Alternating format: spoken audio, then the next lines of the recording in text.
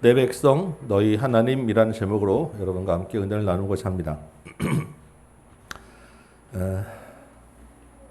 지난주 우리는 예레미야 29장을 살펴보았습니다. 예레미야 29장이 어떤 내용이었죠? 네, 순간 머리가 하얘집니까? 네, 그럴 수 있습니다. 네, 어린 설교가 없어서 아마 순간 딱 기억이 안 나실 수 있어요. 29장은 예레미야가 포로로 끌려간 백성들에게 보낸 편지입니다. 포로로 끌려간 것이 하나님이 하신 일이니 거기서 하나님의 관점으로 생각을 바꿔서 거주민으로 선교사로 일상을 살아라, 이런 내용이었습니다. 그죠?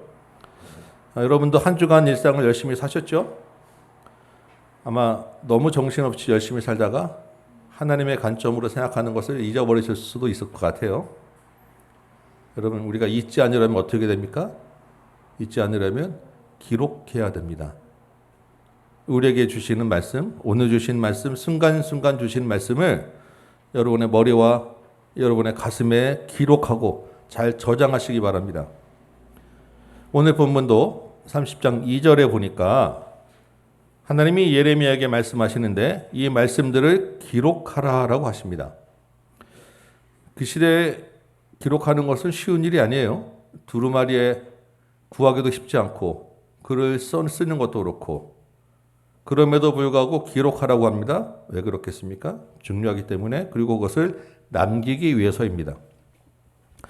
우리가 보통 허세를 떨 때 막 그 공수표를 남발하는 사람한테 옆에서 뭐라고 합니까? 이거 적는다, 이거 녹음한다, 이런 말 하죠. 왜 그렇습니까? 그대로 되나 안 되나, 그대로 하나 안 하나 보겠다는 거 아니겠습니까? 근데 하나님이 먼저 자신이 한 말을 기록하라고 하는 거예요. 이 말이 반드시 이루어진다라는 것입니다. 그리고 그 이루어지는 것을 후대에 오고 오는 세대가 다 보라는 거예요. 이렇게 중요한 말씀, 반드시 되어질 말씀이 어떤 말씀이겠느냐? 오늘 본문 30장부터 33장까지는 예레미야서 안에서도 특별히 위로의 책이라고 하는 별명이 붙어있는 말씀입니다. 우리가 여기까지 오는 동안에 줄기차게 뽑고 파괴하고 파멸하고 넘어뜨리는 내용들이었어요. 선지자가 매일 울고 탄식했습니다. 보는 우리도 힘들 정도였어요. 그런데 이 부분에 건설하고 심는 그 회복의 내용이 집중되어 있는 거예요. 정신없이 하나님 잊고 살던 우리, 우울했던 여러분에게 하나님의 위로와 회복의 은혜가 이 시간 임하기를 소망합니다. 이 은혜가 여러분의 마음의 두루마리에 기록되어지길 소망합니다. 3절 말씀 봅니다. 여호와의 말씀입니다. 보라, 내 백성 이스라엘과 유다의 포로를 돌아가게 할 날이 오리니 내가 그들을 그 조상들에게 준 땅으로 돌아오게 할 것이니라. 그들이 그 땅을 차지하리라. 29장에서는 내가 포로로 끌려가게 한 이스라엘 백성이라고 한 말이 3번 반복되었습니다. 하나님이 끌려가게 했단 말이에요. 반드시 그렇게 되었다라고 한 말씀이었습니다. 그런데 30장에서는 다시 3번을 반복합니다. 내가 돌아오게 하겠다. 지금 읽었던 3절 말씀에서도 그렇고요. 10절에 보면 내가 너를 먼 곳으로부터 구원한다라고 되어 있고요. 18절에 보면 내가 야곱 장막의 포로들을 돌아오게 할 것이다 라고 합니다. 끌려가게 한 것도 돌아오게 한 것도 하나님이 하신다는 것이고 반드시 그렇게 된다는 거예요. 그렇다면 그렇게 하시는 하나님의 의도가 있고 계획이 있지 않겠습니까? 하나님이 전능하신 주권이 있는 분이시지만 일부러 심심해서 장난치려고 끌려가게 했다가 돌아오게 하는 그런 분은 아니시지 않겠습니까? 5절 볼까요? 여호와께서 이와 같이 말씀하시되 우리가 무서워 떠는 자의 소리를 들으니 두려움이요 평안함이 아니로다 라고 합니다. 하나님이 어떤 소리를 들으셨어요. 근데 그 소리가 너무너무 무서워서 벌벌벌 떠는 소리였다는 거예요. 남자들이 다 손으로 허리를 잡고 얼굴은 겁에 질려 새파랗게 되어 있습니다. 너무너무 고통스러워하는 그 모습이 꼭 자식을 해산하는 고통을 겪는 것 같다라고 하는 것입니다. 그래서 요즘은 남자도 해산하냐라고 물을 정도로 하는 거예요. 해산의 고통이라고 하는 것은 물론 저도 겪어보지는 않았습니다. 그런데 일반적으로 그 해산의 고통 그 순간에 남자들은 다 죽을 원수가 되겠죠. 일반적으로도 그렇고 특히 성경에서는 최상급의 아주 극심한 고통을 상징하는 그런 문학적 표현이에요. 해산의 고통이라고 하는 말이. 이 극심한 고통의 상황이 어떤 상황이겠습니까? 지금 이스라엘 백성들이 겪는 현실, 얼마 안 있어서 곧 닥쳐서 경험하게 될 그런 일입니다. 바벨론의 공격으로 예루살렘이 무너지는 때 그들이 그렇게 비참하고 처참한 일을 겪게 된다는 거예요. 아주 무서운 고통을 겪게 된다는 것입니다. 여러분이 당할 일이 아니라고 성경을 너무 이렇게 덤덤하게 보시지 말기 바랍니다. 이 글을 처음 읽는 독자들은 자신들이 직접 당한 일이에요. 그리고 그들이 어려서 본 생생한 기억에 남아있는 일들입니다. 다시 기억하기 싫은, 아주 기억만 하면 몸소리가 쳐지는 그런 일이라는 거예요. 그래서 7절에는 슬프다 그날이요. 그와 같이 엄청난 일이 없으리로다. 그날은 야곱의 환난의 때가 되미로다. 슬픈 날이라고 기록하고 있는 것입니다. 위로의 책이라고 했는데 이 말씀들을 보면 위로가 되지 않아요. 무섭고 고통스러운 그런 심판의 메시지입니다. 벗어날 수 없는 아주 현실을 얘기하고 있어요. 그런데 그 다음 구절에 반전이 있는 것입니다. 그가 환난에서 구하여냄을 얻으리라. 심판이 분명히 있다는 거예요.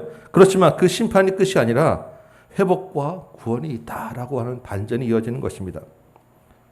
나라가 망하고 용사들은 다 회산하는 곳 여인처럼 배잡고 새파랗게 질렸는데 어떻게 무슨 힘으로 회복이 될까요? 8절에 있는 만군의 여호와의 힘으로 구원하시기 때문에 가능하다는 것입니다. 이스라엘 하나님, 만군 하나님은 바벨론 군대와는 비교할 수 없는 그런 전능하신 하나님이라는 거예요.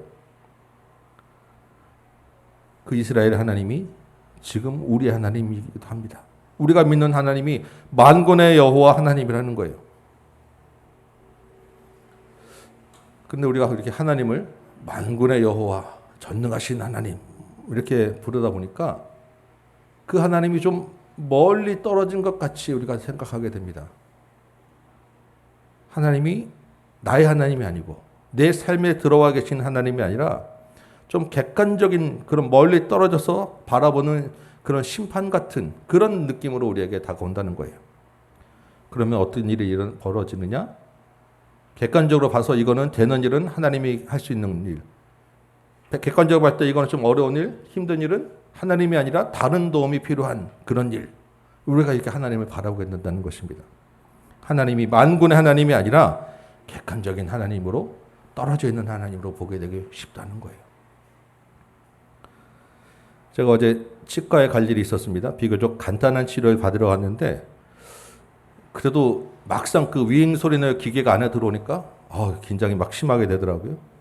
속으로 하나님 찾으면서 그 손잡이를 정말 하나님 손에 잡는 것처럼 꽉 잡고 있다가 다 끝났다고 이제 이렇게 세우니까 갑자기 그냥 속이 뭐가 훅 내려가는 것처럼 긴장이 풀리더라고요. 여러분, 작은 일에 하나님을 기억하는 것, 하나님을 찾는 것은 아주 좋은 일입니다. 그런데 그런 일에만 하나님을 제한하지 마시라는 것입니다. 우리 하나님이 만군의 여호와 하나님이라는 거예요. 치과 치료 중에도 하나님 함께 계시지만 나라가 망하고 죽을 위험 앞에 있는 순간에도 하나님은 우리와 함께 하신다는 것입니다. 8절에서 그 하나님이 도저히 끊을 수 없어 보이는 그 바벨론 포로라는 멍에를 꺾어버리신다고 하고 포박을 끊으신다고 하시는 거예요. 다시는 이방인을 섬기지 않으리라고 하셨고 이미 끊어지고 없어진 줄 알았던 다윗 왕의 후손을 다시 이렇게 세운다는 것입니다. 그러니까 두려워하지 말라. 놀라지 말라. 내가 너를 구원하겠고 태평과 안락을 누리게 하며 너를 두렵게 할 자가 없으리라. 이 말을 기록하라. 하나님 말씀하는 것입니다. 반드시 그렇게 될 일이기 때문이에요. 그 하나님이 이스라엘 하나님이시지만 지금 우리의 하나님이라는 것입니다. 우리 마음에 그 하나님을 기록하시기 바랍니다. 그 하나님을 의지하여서 두려워하지 마시고 놀라지 마시고 여러분의 삶 속에 가까이 모시기 바랍니다. 그런데 우리가 그 다음 구절 11절을 조금 주의해서 볼 필요가 있습니다. 우리 11절 말씀 같이 한번 읽어볼까요? 11절 시작. 이는 여호와의 말씀이라. 내가 너와 함께 있어 너를 구원할 것이라. 너를 흩었던 그 모든 이방을 내가 멸망시키리라. 그럴지라도 너만은 멸망시키지 아니하리라. 그러나 내가 법에 따라 너를 징계할 것이요 결코 무죄한 자로만 여기지 아니하리라. 아멘. 자, 이 11절의 앞부분은 만군의 여호와 하나님이 구원할 것이라고 하는 위로의 말씀입니다. 심지어 이방 나라들을 멸망시켜 주겠다라고 하는 말씀까지 하셨어요. 그런데 그 다음 구절이 좀 이상한 것입니다. 앞에 구원해 주신다고 하는데 뒤에는 법에 따라 징계한다는 거예요. 무죄한 자로만 여기지 않겠다는 것입니다. 무슨 말입니까? 죄가 있다. 그래서 죄에 따라서 벌을 내리겠다는 거예요. 구원하겠다, 벌을 내리겠다 같이 붙어 있는 것입니다. 12절 볼까요? 내 상처는 고칠 수 없고 내 부상은 중하도다. 여기 상처라고 하는 것은 어떤 다친 그런 질병을 말하는 게 아니라 그 죄의 정도를 말하는 거예요. 지금 이스라엘의 죄가 너무 심해서 도저히 고칠 수 없는 상처 같다는 것입니다. 13절에는 그 죄를 변호해 줄 사람도 없어요. 약도 없고 처방도 없을 정도입니다. 그렇죠? 이스라엘 죄 그동안 우리 많이 봤잖아요. 높은 곳 나무 아래마다 우상을 섬기고 있고 1월 성신 성전 안에까지 우상을 가지고 들어왔고 그러면서도 하나님을 섬긴다고 꼬박꼬박 제사는 드리고 그리고 뒤에 가서 약한 자를 핍박하고 억압하고 재물을 빼앗고 탐욕을 부렸어요.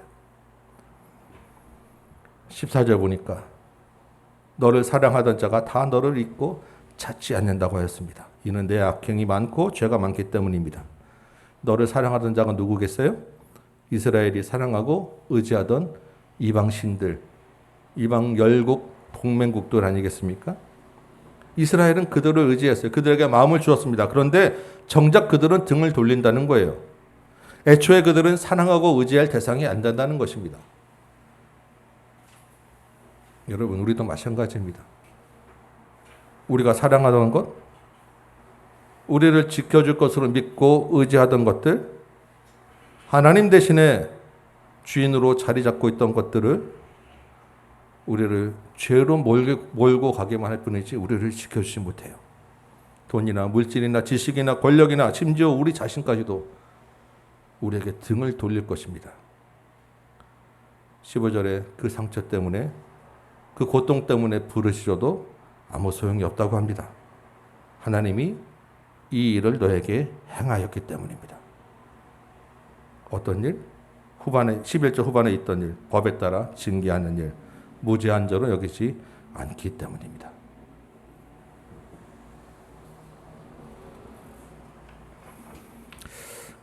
이 11절에서 법이라고 하는 단어가 나오죠. 법에 따라 징계하겠다 할 때 이 법이라고 하는 단어는 히브리어로 미슈파트라고 하는 말인데 이 미슈파트라고 하는 말은 재판하다라고 하는 재판.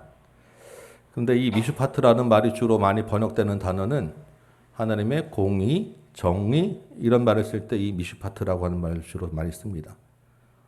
11절에서 보면 모든 이방을 하나님이 멸망시킨다라고 하였습니다. 그렇죠? 왜? 이방은 하나님이 멸망시킨다고 합니까? 그들은 하나님을 전혀 몰랐기 때문이에요. 하나님 대신에 자기들의 신을 섬겼기 때문입니다. 그러니까 그 안에서 온갖 행음과 폭력을 휘두르고 죄악의 문화들을 만들어냈기 때문이에요. 하나님의 법, 하나님의 정의와 공의에 따라서 그들은 심판을 받고 멸망하는 것이 당연합니다. 완전히 진멸될 거예요. 그런데 이 하나님의 법, 이 미슈파트가 이방 민족에게만 적용되는 것이 아니에요. 하나님은 온 세상을 다스리는 분이니까 이스라엘에게도 똑같이 적용된다는 것입니다. 그러면 이스라엘도 그 법에 따라 재판을 받게 되는데 그래야 공정하지 않겠습니까? 12절에서 15절 보면 그 상처가 너무 중해요. 약도 없고 처방도 없습니다. 이스라엘도 재판을 받으면 진멸되어야 마땅하다라는 것입니다. 그러니까 이스라엘도 징계를 받는 거예요. 그 이스라엘의 징계의 날이 그 징계 현장이 5절, 6절. 남자들이 다 해산을 하는 고통처럼 겁에 질려 있고 배를 잡고 무서워 떨며 고통받는 그 날을 당하게 된다는 것입니다. 그런데 11절에 보니까 이 이방에 대해서는 그 재판으로 멸망한다라고 합니다. 멸망하게 된다고. 완전 진멸된다라고 하는 말을 쓰는데 이스라엘에 대해서는 그 법에 따라서 징계를 받는다라고 이야기를 하는 거예요. 멸망과 징계 말이 달라져요. 여러분 징계라고 하는 말이 무슨 말이냐는 것이죠. 징계. 이 단어는 가르치다, 훈육하다라고 하는 말이에요. 이 징계라고 하는 단어는. 이 징계라고 하는 단어를 그 단어의 그 히브리어로 헬라어로 바꾼 말이 헬라어는 파이디오라고 하는 말입니다. 파이디오라고 하는 말인데 헬라어로 어린이가 파이디온이에요. 우리가 뭐 어린 종교 파이디온 단체 아시죠? 이게 어린이라고 하는 말인데 이 파이디온 어린이를 가르치다라고 하는 게 파이디오예요. 이게 징계라는 것입니다. 완전히 멸망하는 것이 아니라 가르쳐서 바르게 교정하는 것이 징계라는 단어예요. 여러분 가장 큰 멸망의 형벌은 내버려 두는 것입니다. 내버려 두면 죽게 돼 있어요. 이게 이방 민족들에게 적용됐던 하나님의 법입니다. 때로 악인이 잘 풀리는 것 같아도 여러분 그냥 내버려 두는 것 그러면 그것이 복이 아니라 독이 되는 거예요. 재앙이 되는 것입니다. 이게 하나님의 형벌이에요. 그런데 징계는 내버려 두지 않아요.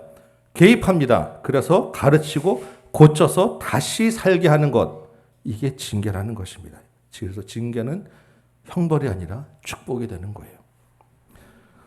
16절 말씀 보시기 바랍니다. 너를 먹는 모든 자는 잡아먹히고 내 모든 대적은 사로잡히고 너에게서 탈취한 자는 탈취를 당하고 노략질한 자는 노략물이 된다고 합니다. 이게 지금 누가 대한 말씀이에요?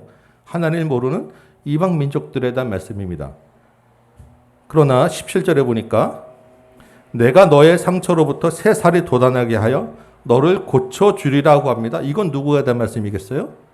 이건 이스라엘에 대한 말씀이에요. 둘 다 도저히 고칠 수 없고 약이 없는 그런 심각한 죄로 상처를 입었습니다. 그런데 가만두면 다 죽게 돼 있어요. 죽을 수밖에 없는 것입니다. 이방 민족들은 그들이 행한 대로 벌을 받게 됩니다. 진멸하게 돼요. 그대로 다 내버려둬서 죽게 된다는 것이고 이스라엘은 그 상처를 도려내고 잘라내서 거기서 새 살이 돋아나게 한다는 것입니다. 새 살이 돋아나면 회복되는 거예요. 고쳐지는 것입니다. 둘 다 도저히 고칠 수 없는 죄의 상처를 입었는데 하나는 진멸당하고 하나는 징계를 받고 새 살이 돋게 된다는 거예요. 여러분 이 둘의 차이가 어디에 있겠습니까? 이방과 이스라엘을 구분하는 조건이 뭐가 있느냐고요. 이 둘의 대조를 연결하는 이 둘의 대조를 설명하는 단어가 바로 16절 시작하는 단어예요. 16절 시작이 뭐라고 되어 있습니까? 16절 시작이 그러므로라고 되어 있습니다. 여러분 15절과 16절을 한번 읽어보시기 바랍니다. 문맥상으로 15절과 16절을 연결하는 단어가 그러므로가 맞습니까? 좀 어색해요. 그러므로보다는 그러나가 더 잘 어울릴 것입니다. 우리말로 볼 때. 그런데 성경은 그러나가 아니라 그러므로를 쓰고 있어요. 그러므로가 맞다는 것입니다. 왜 그러므로냐는 거예요. 왜 그러므로? 12절에 보니까 여호와께서 말씀하셨기 때문이에요. 8절에서 본 대로 만군의 여호와의 말씀이기 때문입니다. 하나님이 하신 일이기 때문에 그렇다는 거예요. 하나님의 선한 계획이 있기 때문에 그 안에 하나님의 은혜가 있기 때문에 그렇다는 것입니다. 무슨 말이냐? 도저히 용서받을 수 없는 상처가 있어요. 그런데 놀라운 하나님의 주권으로 그 은혜로 말미암아 그 은혜가 있기 때문에 그러므로 이방은 멸망하게 되고 이스라엘은 징계를 받고 새 살이 돋아나게 된다는 것입니다. 이게 하나님의 은혜라는 거예요. 그러면 왜 하나님은 이스라엘에게는 은혜를 베푸시냐는 거죠. 왜 이스라엘에게 그러므로를 적용시켜서 하나님의 은혜가 있게 하느냐는 거예요. 이스라엘이 굳이 잘난 조건도 없고 특별히 하나님께 도움되는 이익되는 것도 없는데 왜 이스라엘을 편애하시냐는 것입니다. 22절 말씀 볼까요? 22절. 너희는 내 백성이 되겠고 나는 너희들의 하나님이 되리라. 이 약속 때문에 그렇다는 것입니다. 너희는 내 백성, 나는 너희 하나님. 이 약속, 여러분 이 약속을 언제 맺었습니까? 출애굽한 백성들이 시내 산에 있을 때 하나님과 맺은 언약이에요. 예레미야 시대보다 1000년이나 더 전에, 그것도 하나님이 먼저 손을 내밀어서 맺은 언약입니다. 이스라엘이 내가 순종하겠으니 하나님 이제부터 이런 언약 맺어주세요. 아닙니다. 하나님이 이스라엘이 힘들고 어려울 때 너 내가 이거 건져줄 테니까 너 나랑 이런 언약 맺어? 그런 것도 아니에요. 조건이 붙은 것도 아니고 강압적이고 협박한 것도 아니고 순전히 하나님의 은혜로 맺은 언약인 것입니다. 그 언약을 1000년이 지나도록 하나님이 지금까지 기억하시고 지켜나가시는 거예요. 멸망하고 죽도록 내버려 두는 것이 마땅한데 그렇게 하지 않고 징계하시고 가르치고 고치시는 것입니다. 그래서 어떻게 돼요?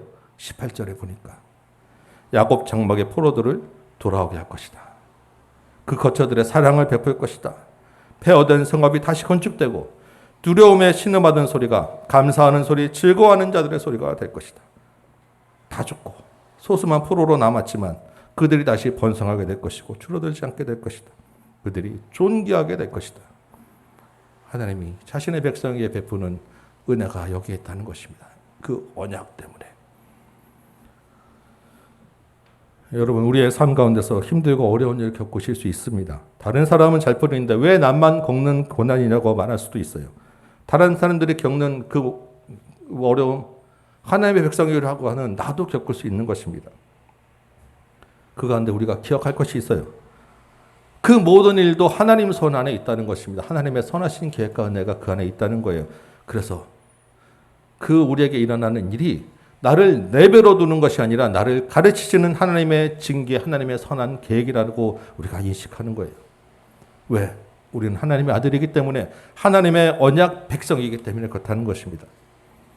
여러분, 아들에게는 징계로 개입하는 것입니다. 아들이 아니면 내버려 두는 거예요. 여러분의 삶에 하나님이 더 많이 개입하시기 바랍니다. 더 하나님이 가까이 계시기 바랍니다. 여러분을 가만두지 않으시는 것은 여러분이 하나님의 아들이라고 하는 증거인 것입니다.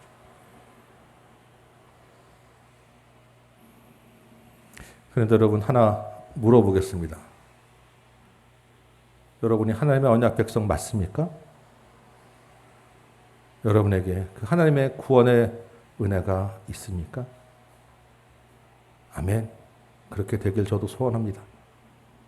그러면 다시 묻습니다. 여러분이 무슨 근거로 하나님의 언약 백성이 되었습니까? 여러분은 언제부터 하나님의 언약 백성입니까? 여러분의 조상이 출애굽했습니까? 여러분의 조상이 바벨론에서 포로로 갔다가 돌아왔습니까? 아니죠. 근데 왜 여러분 하나님의 언약 백성이라고 이야기를 합니까? 21절과 22절 말씀을 보도록 합니다. 여기에 답이 있어요. 하나님이 영도자, 통치자가 그들 가운데서 나온다고 합니다. 그런데 그 통치자는 담대한 마음으로 하나님께 가까이 간다고 합니다. 이 담대한 마음이라고 하는 것은 보증하다라고 하는 말입니다. 담보로 사용하다, 보증이 되다라고 하는 말이에요. 그래서 그 담보로 교환하다라고 하는 말이 담대한 마음이라고 하는 그 뜻입니다. 원래 인간은 하나님과 가까이 있게 하려고 지음을 받았어요. 그렇죠? 그런데 죄가 들어와서 하나님과 멀어졌습니다. 우리가 하나님과 가까이 갈 수가 없게 되었어요. 죄 때문에 하나님과 가까이 가면 죽게 되었습니다. 그런데 자신의 목숨을 담보로 자신이 보증을 서서 하나님과 우리가 가까이 할 수 있도록 하는 지도자를 하나님이 주신다는 거예요. 그런 통치자를 주신다는 것입니다. 그게 누구겠어요? 오늘 본문 9절에 있었습니다. 다윗의 왕, 다윗의 이름으로 오는 왕, 예수 그리스도라는 것입니다. 하나님의 아들 예수를 우리에게 하나님과 우리 사이를 다시 보증해서 가까이 할 수 있는 그런 지도자로 주셨다는 거예요. 하나님의 아들이신 예수가 자기의 생명을 담보로 내어주셔서 우리를 하나님의 백성이라고 하는 보증을 서주신 거예요. 그 예수가 우리 안에 계시기 때문에 우리가 하나님께 가까이 나아갈 수 있게 되고 하나님의 백성이 되는 것입니다. 저와 여러분이 우리 안에 예수를 모셨기 때문에, 예수를 믿기 때문에 하나님의 언약 백성이 되었다는 거예요. 만약에 예수가 없었다고 하면, 우리 안에 예수가 없었다고 하면 사실은 이 법은 우리에게 전혀 유효가 되지 않습니다. 우리 조상이 일본의 압제에서 해방된 것도 사실 우리 별로 감흥이 없잖아요. 한일전 이겼을 때나 잠깐 그런가 보다 하지. 광복절이라고 우리가 뭐 특별히 소식이 뭐 감동받습니까? 그런데 남의 나라 조상이 돌아온 게 뭐가 그렇게 그게 우리한테 은혜가 되겠냐고요. 그거 들으면서 우리가 뭘 감사할 게 있고 우리가 뭘 즐거워하는 소리가 있겠습니까? 우리가 위로는커녕 이거 읽을 일도 없을 거예요. 그러나 예수가 우리 안에 있기 때문에 달라지는 것입니다. 우리 안에 예수가 계시기 때문에 이전에 우리는 내버려 두고 죽을 수밖에 없었다는 것을 알게 되는 거예요. 예수가 우리 안에 있기 때문에 우리가 죄인으로 멸망할 수밖에 없었다라는 것을 깨닫게 되는 것입니다. 그러므로 하나님의 그 은혜를 우리가 알게 된다는 것입니다. 우리가 죽을 수밖에 없는 내버려 두는 그런 죄인이었는데 징계를 받는 하나님의 언약 백성이 되었다는 것은 엄청난 변화입니다. 하나님이 그냥 멀리 계시고 객관적인 하나님, 그래서 자꾸 잊어버리는 하나님이셨는데 하나님을 가까이에서 만나게 된다는 거예요.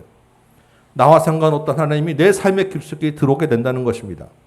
나를 바른 길 가도록 가르치고 썩은 내 살을 도려내서 새 살 돋아나게 하시고 그래서 하나님께 가까이 갈 수 있도록 다시 살 수 있도록 해주셨다는 것입니다.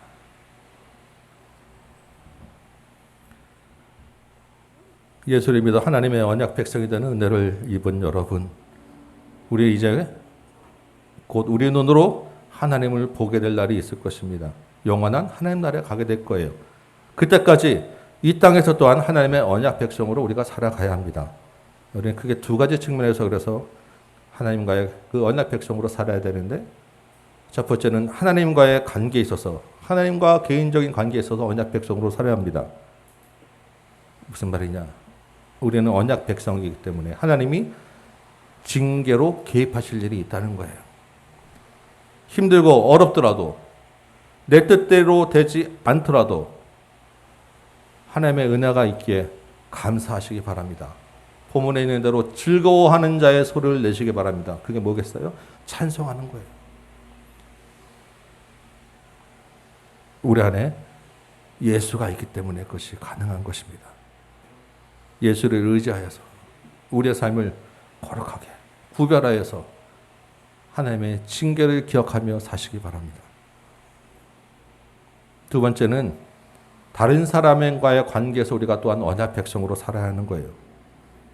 우리는 하나님의 은혜를 입은 자들입니다. 그러므로 우리를 통하여 하나님의 은혜가 또한 흘러나가야 하는 것입니다.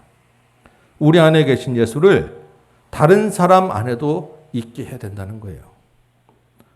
어떻게 하면 좋겠습니까?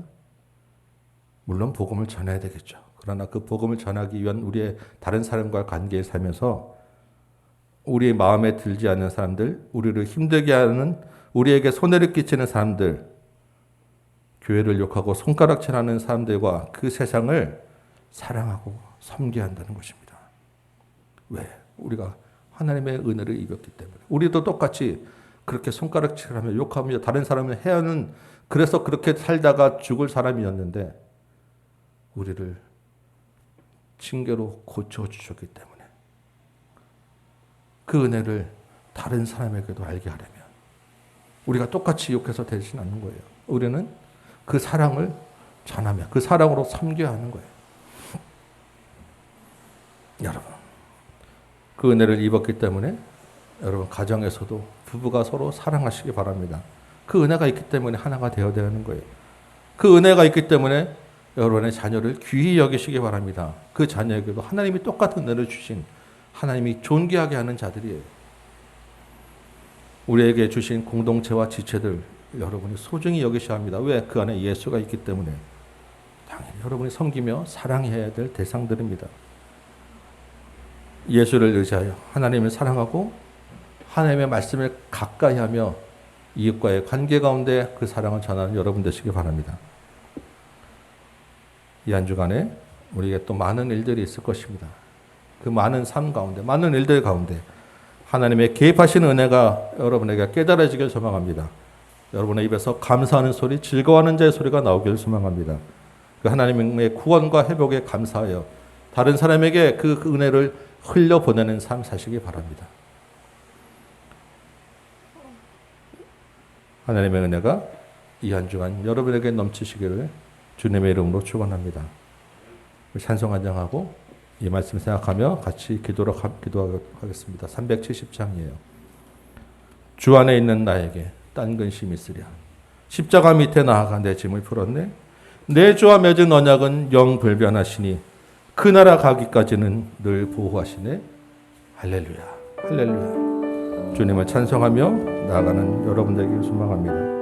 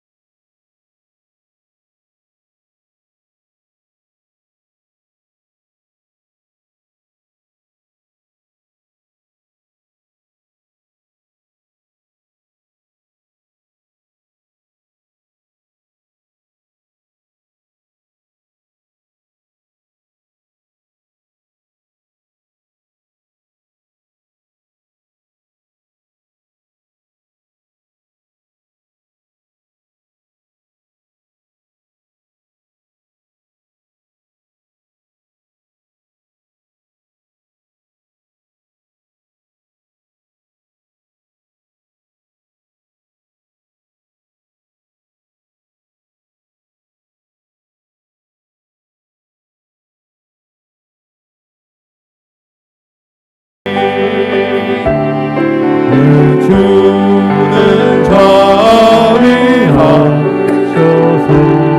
늘 함께 계시고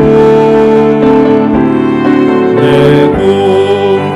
궁핍함을 아시고 늘 채워주시네.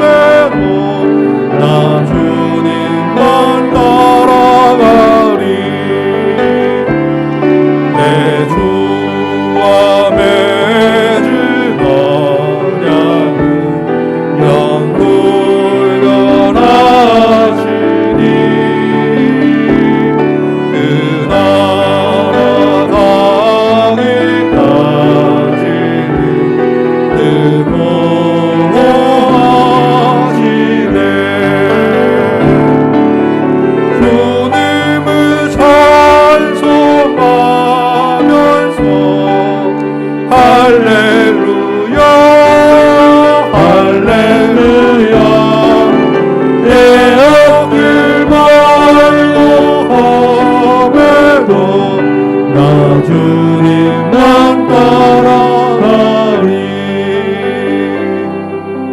아멘. 오늘 말씀을 생각하며 같이 한번 기도하도록 합니다.